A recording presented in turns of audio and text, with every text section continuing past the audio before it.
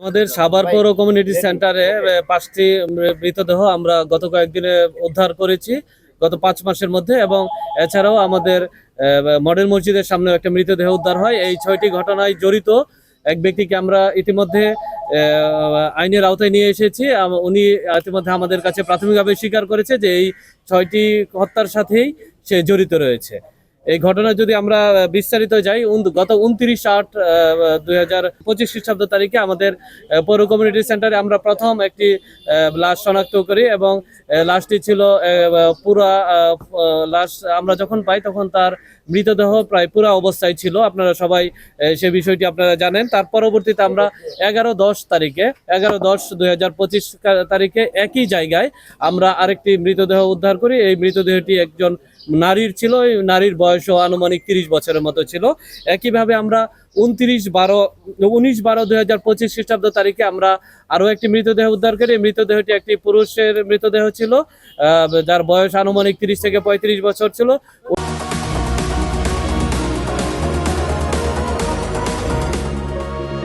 ওই মৃতদেহটিও পুরা অবস্থায় আমরা পাই।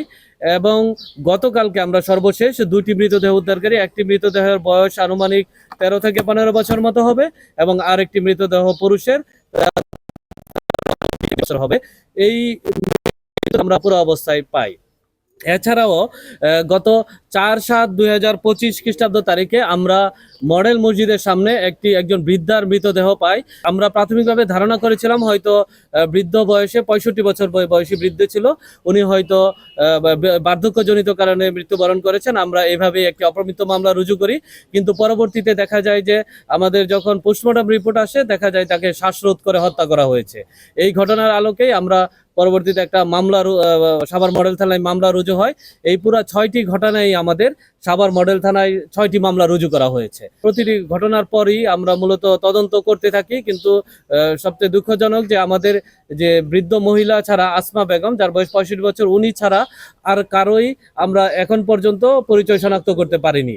এবং পরিচয় শনাক্তের জন্য আমাদের যে ধরনের কার্যক্রম গ্রহণ করার কথা আমরা সকল ধরনের কার্যক্রম গ্রহণ করেছি, কিন্তু কেউ এভাবে আমরা এখনো সাড়া পাইনি। এর বাহিরে আমরা পরবর্তীতে আমরা যেহেতু আমাদের সাভার থানায় মামলা রুজু হওয়ার পর আমাদের থানা পুলিশ, আমাদের ডিটেকটিভ ব্রাঞ্চ সহ আমরা সবাই মিলে মূলত কাজ করতে থাকি যে এই ঘটনার পিছনে কারা জড়িত আছে। এবং আমাদের পুলিশ সুপার স্যারের নির্দেশনায় আমাদের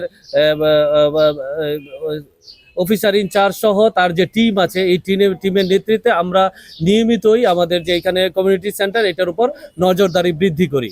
আপনারা জানবেন যে ইতিমধ্যে আমরা পৌর কমিউনিটি সেন্টার আমাদের পৌরসভার সহায়তায় আমরা পরিচ্ছন্ন করেছি, লাইটিংয়ের ব্যবস্থা করেছি এবং কিছু সিসিটিভি ফুটেজ, সিসিটিভি ক্যামেরা আমরা ইতিমধ্যে স্থাপন করেছি।